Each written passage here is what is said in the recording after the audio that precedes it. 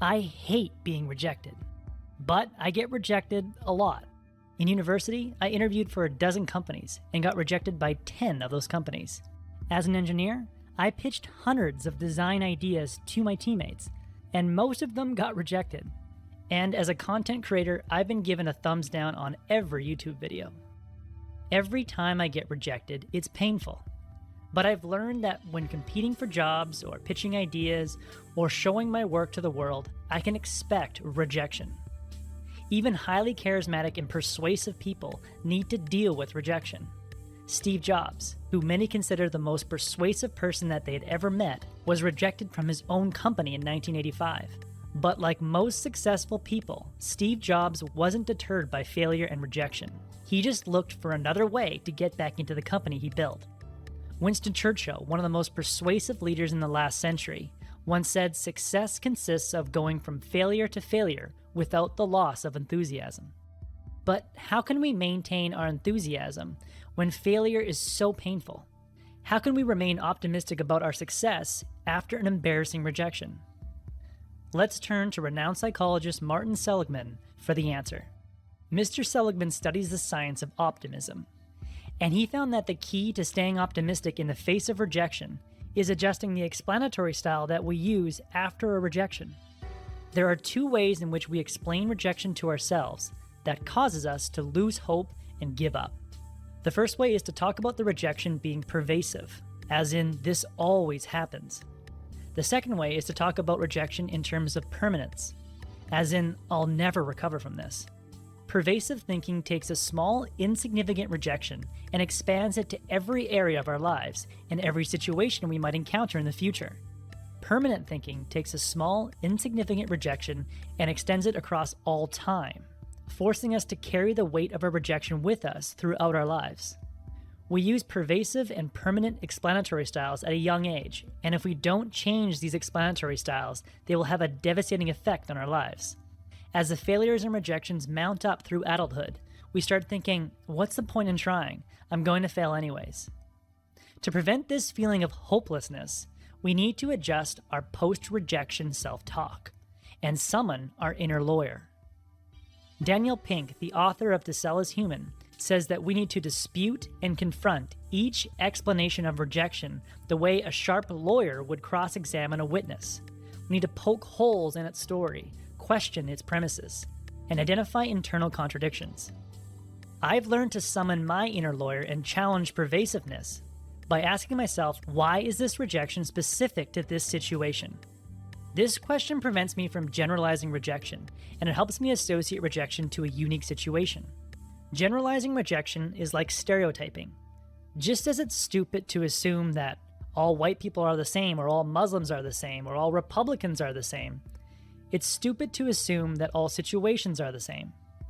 When I ask myself, why is this rejection specific to this situation, it allows me to take that rejection and put it inside a standalone container and label that container with a specific person, a specific environment, or a specific approach. This way, I am more willing to try because I know that the next situation might be similar, but it won't be exactly the same, and for that reason, I might succeed. I've also learned to summon my inner lawyer and challenge permanent self-talk by asking myself, why will this rejection be temporary? I typically avoid rejection because it feels bad, and because I'm terrible at estimating how long that bad feeling will last. But if I take a second to look closely, I'll realize that the feeling of rejection doesn't last very long. When I got laid off a few years ago, I felt rejected, but the pain of that rejection faded after about a week. When I get a nasty comment on my videos, I feel rejected, but the pain of that comment lasts about 10 minutes. By asking why will this rejection be temporary, I remind myself that emotions rise and fall like a wave. The pain of rejection never lasts as long as I think it will. There's a TED Talk by the psychologist Dan Gilbert called The Surprising Science of Happiness, where he explains just how fast we bounce back from horrible events in our lives. He reveals a large scientific study that showed when someone gets in a horrific accident and loses their ability to walk, they experience the same level of happiness 1 year after the accident as people who had won the lottery a year earlier. Each of us has a happiness set point that we all return to quite quickly. By asking myself, why will this rejection be temporary? I'm reminded that the pain of rejection never lasts as long as I think it will. Since I'm going to quickly recover from rejection and return to my happiness set point, why not take a chance? As John F. Kennedy said, nothing worthwhile has ever been accomplished with a guarantee of success. We can learn to go from rejection to rejection without the loss of enthusiasm if we change our self-talk after a rejection, from pervasive and permanent to specific and temporary. If we learn to stop saying to ourselves, I'm a reject, and this feeling is going to last forever, and start saying, I recover quickly, and that was just a bad situation, we will stay hopeful and go from rejection to rejection without the loss of enthusiasm, and gain the experience needed to one day be successful. To incorporate this resilience lesson into our lives, I propose the following resilience challenge to you and to myself. For 3 days, write down one past rejection. This could be a rejection you received yesterday or a rejection that you received several years ago that you've recovered from. Think of a time you got turned down, you got cut from a team, you got dumped by a girlfriend or a boyfriend, laughed at, criticized, or given a poor rating.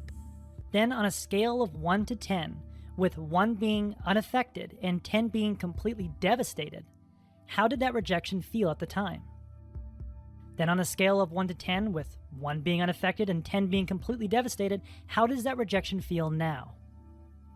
Then name one reason why the rejection was specific to that situation or that time in your life.